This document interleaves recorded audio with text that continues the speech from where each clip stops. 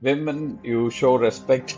They want to feel respected, they want to feel heard, and they want to feel safe, right? If you're able to provide these three things, feel respected, feel heard, feel safe.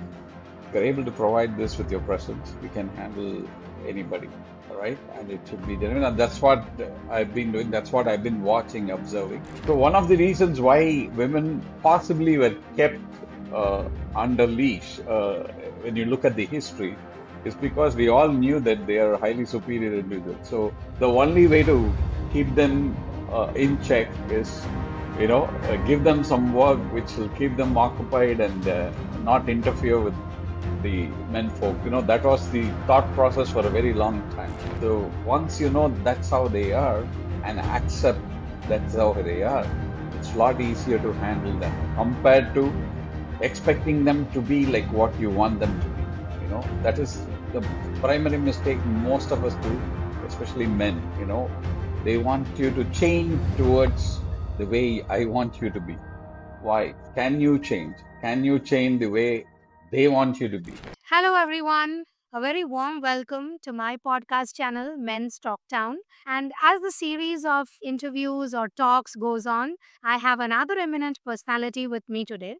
And before I introduce him, let me also tell a bit about Men's Talk Town. So, in Men's Talk Town, I interview men to understand their perspective about women. And the whole initiative is to create a safer space for women and also to understand men's mentality as well as the issues they face. So rather than just blaming men, it's about coexistence and creating safer space for both of the gender, I would say. And today I have Mr. Ram Prasad Srinavasan with me. Welcome, sir. How are you? Good, thank you. So it's an absolute honor to have Mr. Ram Prasad on the show. I'm quickly going to introduce him. Mr. Ram Prasad Srinivasan is the founder and enabler of Samarthya, a people development company committed to empowering individuals and organizations through transformative training in sales, leadership, and life skills. A graduate of BITS Pilani and a certified NLP practitioner, he brings over 35 years of diverse experience across engineering, education, and leadership roles. He began his career at AIMIL and JK Tires before joining CAD Center, where he rose to executive director position, building a 50 crore rupees business with a 225 member team. That's really amazing. And he's later on in 2016, he went on to launch Samarthya. Since then, he has trained over 6,000 executives across 100 plus companies with a mission to impact 1 lakh lives and 500 organizations in the next 5 years. A passionate Rotarian, he served as the 50th president of Rotary Club of Madras West and helped establish a dialysis center as well. He is a former vice chairman of Indo-American Chamber of Commerce, Tamil Nadu, and currently serves as president of Professional Speakers Association of India, Chennai. Srinivasanji, that is Ramprasad Srinivasanji, is known for his inspiring sessions on resilience, drawing from his own journey of overcoming academic setbacks to graduate with first division from BITS Pilani. That's awesome.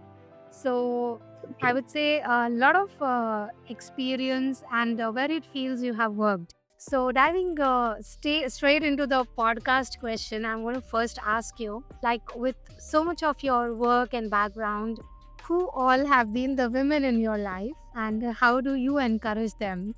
All right. So I was born and brought up in a small town called Madurai, where I grew up in a joint family where we had three men and five women, and my grandmother, who was the virtually the head of the family. So all my lessons as a child or as an youngster was from my aunts, my mother's sisters, and my grandmother. My grandmother is an epitome of hospitality, emotional intelligence. You name all those subjects you tell today, she was exemplifying in that. She was the sort of glue who sort of had the family together. And all my aunts used to help me with my homework and all those stuff during those early days. So I have tremendous respect for women, having grown up in that environment. At the same time, we were also clearly told as a value that, yeah, we need to treat women with respect and equality, and you need to be very sensitive about their presence. Being of, we are naturally endowed with certain desires and other things, but when it comes to the opposite gender, you need to be sensitive about it and make sure that you sort of behave the way you are expected to. That's one thing I learned during my childhood itself. So fast forward, when I started my in the college, of course, it's I studied in a co-ed college, so you come across a lot of women, and there, of course, there is no question of not we were treating them equally. In fact, they were sometimes superior than us also in terms of their academics and the performance and other things. That was fine. And then during the professional life, the first two jobs were primarily men-centric. There were very little women in the environment. But when I joined Cat Center, there are a lot of women, students and youngsters, basically. So what was notable during that time is Cat Center is known for its safe environment. People respected everyone, irrespective of who they are. One is the gender and the other is the position. Both were respected equally. And most of the women who worked in Cat Center felt really safe. That's how it was, the environment was created at Cat Center. So I have, to tell you short, when I look at women, I actually respect them. And in my life, my mother has played a very important role. She has been the person who has been a very silent supporter.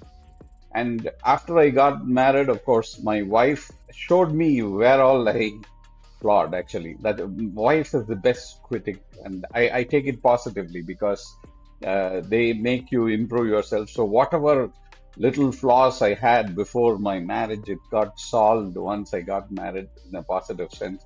So that is the learning I had from my wife. And of course, now I have my daughter who's already 27, so I'm learning quite a bit from her also in terms of affection, love, and connection, and all those stuff. So, to top it all, I have two good friends right from my childhood days, where we maintain a 50-year-old friendship, which is very rare because both of us have gone through our life cycles at different parts of time, but without getting lost.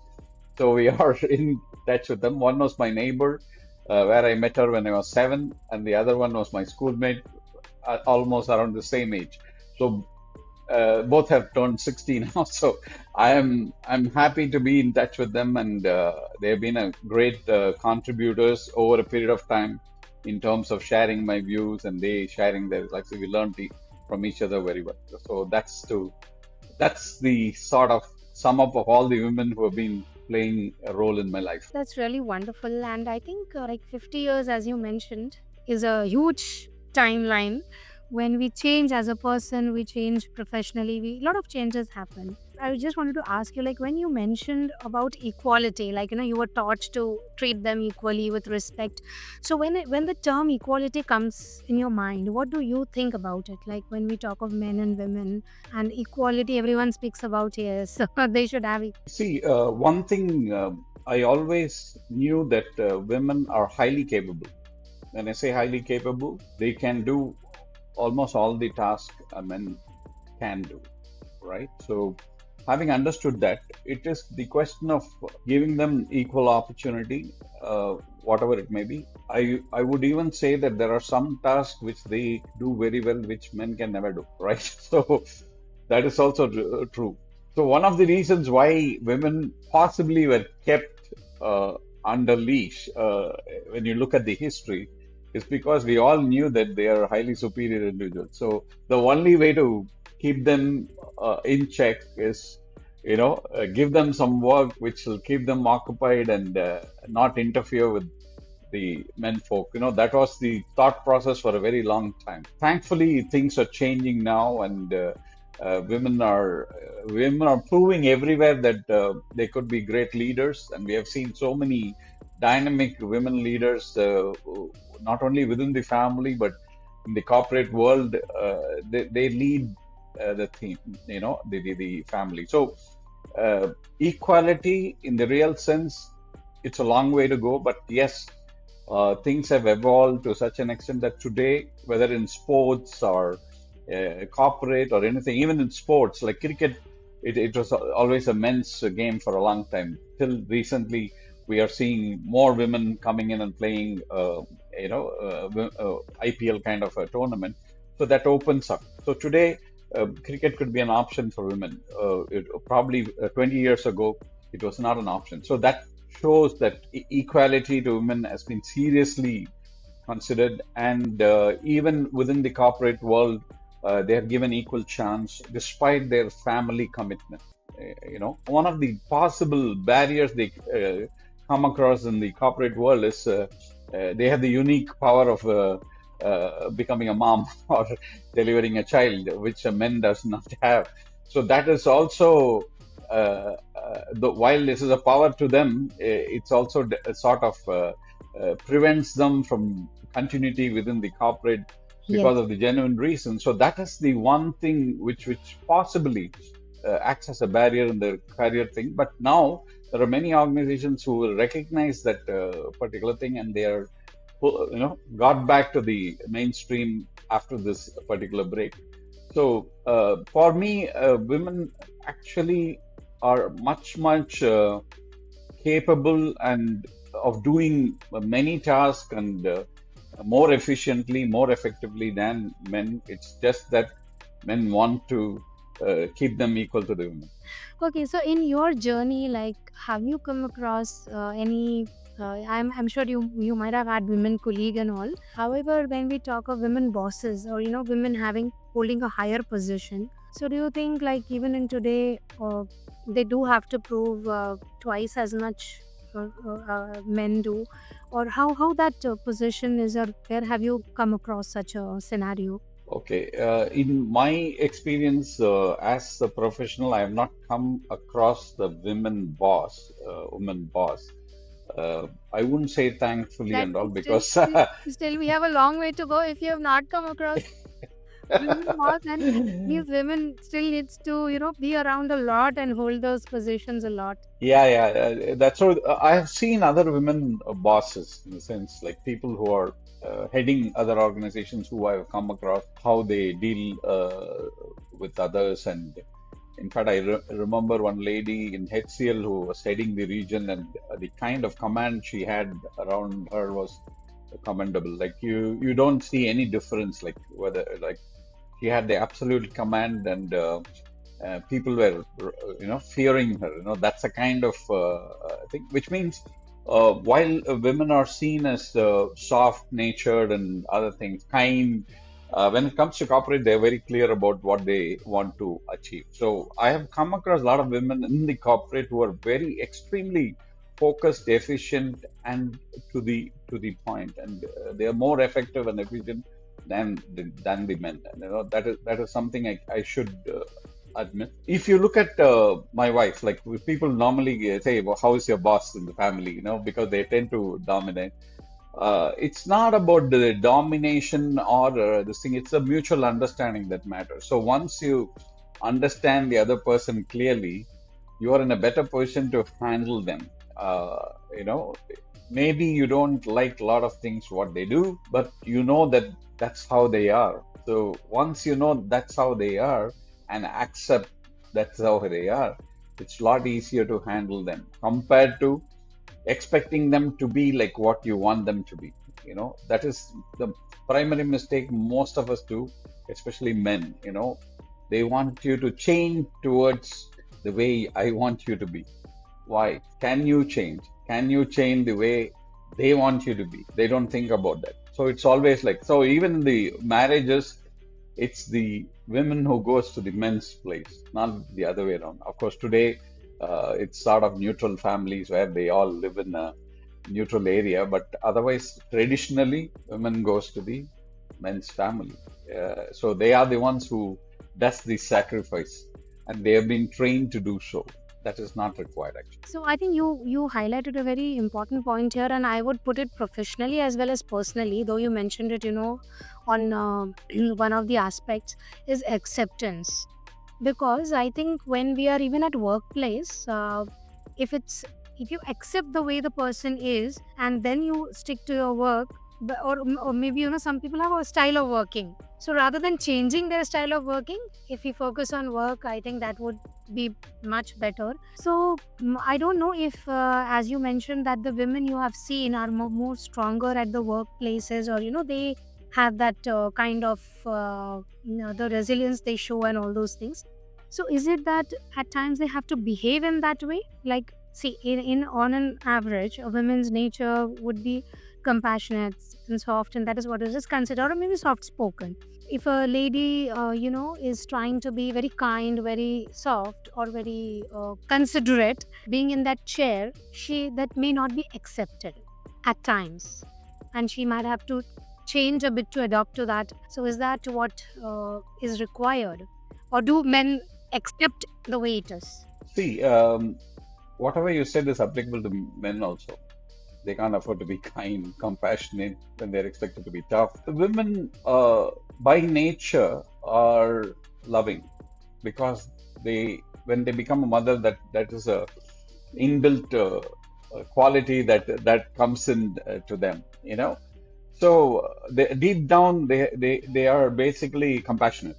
They love, they are kind. But as they face a lot of resistance and kind of barriers, they toughen themselves, and almost become what they are not naturally what they are. So they put up a show. I've had the experience of very good, deep relationships, intimate relationships, where women, they just give it all.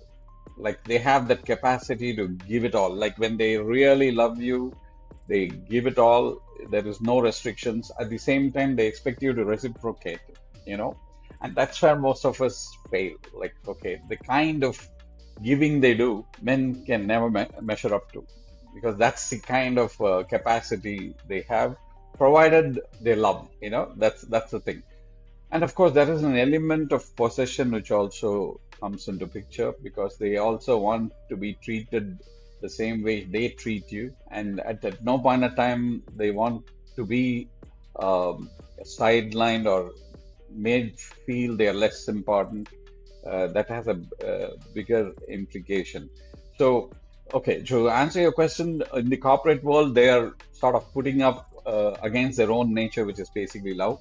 And the second part of it, when they are in love with you, like there is no limits. They keep giving you, they give it all, and they also reciprocate. They expect you to reciprocate, and if you don't, well, you have your consequences. I understand.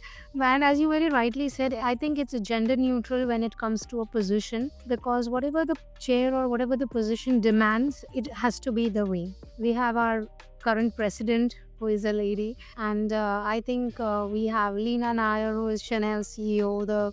We all know the name Indira Nooyi and all. And I've heard her, like, when she goes back to home, her mother is like, go get milk. And she's no more the CEO over there. So it's the responsibilities at various places, and I think every one of us are aware of it. So like with this kind of generation that you have, I would say since more than 2 decades now that you have been working. So what kind of change do you see in the men mentality towards women? If you talk of workplace, are they more accepting now, or how it is? Because again, we see a lot of cases also at times coming up with nowadays. Of course, the other way around has also come up a lot. Yeah, This the Meghalaya case and yeah, yeah, yeah. so I mean, yes, it's shocking. So what do you think? What's happening really with the thought process overall? See, men over a period of time are evolving. This generation is a lot more liberated, lot more liberal compared to what it used to be. In fact, I have my friends' sons and daughters are old enough. Like typically, if you go back 2 generations, by the time they're 22, 23, you're almost, decided to get married and settle down in the life and carry a family path. Today, it's not that. Like women are extremely focused on their career. My daughter is a example which I'm seeing right in front of my eyes. Like, Very true. no question of marriage and all. First, let me be a professional, and not traditional professional. Like, she is an actor and she is also a writer. So she has that freedom to choose. So today, what I see is the women folks are much more liberated. Again, I'm talking about the different sect of society, because we go down the echelons of economic status, like down in the lowest strata of economy, maybe nothing has changed much. But I'm talking about the strata of economy where from lower middle to upper, that thought process has really changed. In fact, women and men are equally treated, and almost you can say that the traditional way of thinking about women is changed quite a bit. Of course, the nature is intact. Only is that attitude towards them and the way they are being treated. Even looking for a groom or a bride is has changed quite a bit. Like, yeah. So yes, it has evolved. As you mentioned correctly, it's probably only a particular strata of people, economic background of people, because a lot depends on parents. Like, see, if you had been very strict, or your thought process, maybe she would have rebelled, your daughter would have rebelled. But you not accepting, or accepting matters again, or how how your upbringing is towards them, is what matters a lot. Now, again, we had a case of Radhika Yadav, recent case where Mhm. she's a tennis player, and which was killed by her own father. Oh, So, yes. I mean, it's because he then that's what is in news, that because his the people from his hometown and village, they prompted that he is living off his daughter, and she's been a tennis player, a very famous tennis player, and she couldn't continue, so she had her own academy and she was running it successfully. So that patriarchal mindset, where he couldn't absorb that thing. I mean, I cannot really claim if that is 100% true, because this is what was in the news. So what was exactly behind it could be several layers to it. But then I think this thought process or mentality still seeps in somewhere, where if men are not ready to accept the way things are, or not accept the success of the opposite gender in any form, then it would become very, very, I Yeah, think, I think I can completely relate to that, because I remember one of the school days. I told you, one of my 50-year-old friend, we were playing carom with each other, carom board, like, the yes, game of carom. So got she won the first game, she won the second game, she won the third game. okay. My face was shrinking, my face was shrinking. I was very young at that time, okay? And the fourth game, she said, "It's okay. Now I'll let you win." And actually, I won, but I was totally unhappy because I couldn't bear that fact that, I have to win at her mercy. Now, that was right in the beginning, where the maturity level was almost near zero. That's where I want to ask you, like, since you mentioned that, I completely agree, and I think we all grow in terms of thought process and lot of things. So what is that one thing you would like to tell today to the teenagers growing up, especially the men folk, of what is happening all around? So how it should be, like, even towards women, and what is one thing that they should keep in mind? Because I think, as you also mentioned, it's not incorrect to love someone or be with someone. That is perfectly fine, but then when it goes a wrong way, or when it goes a probably criminal way, it Yeah, matters yeah. a lot. True, true. See, those are all emotional outrages, exceptional cases. I can't generalize that kind of cases. But what my message to the men, in fact, most of the men around me envy me, because I have a lot of friends who are women. So um, they'll say, "Hey, Ram, how do you manage?" I said, "It's very simple. Women, you show respect. They want to feel respected, they want to feel heard, and they want to feel safe, right? If you're able to provide these three things, you know, feel respected, feel heard, feel safe. You're able to provide this with your presence. You can handle anybody, all right? And it should be genuine. And that's what I've been doing. That's what I've been watching, observing. So for me, it's been a fascinating journey, understanding women to the extent that I'm going to come up with a book on what women want, kind of a book I Wow, already have in my mind. great. So when it comes, I think most of the men and women would want to read it because it's all the essence of the experiences with various women I have come across at various stages of life in different dimensions. So that's what brought me this three essence. You know, make them feel respected, feel heard, and feel safe. I think that's my message to the. I think I couldn't agree more because the kind of conversations we had, and you're a very good listener that I must appreciate.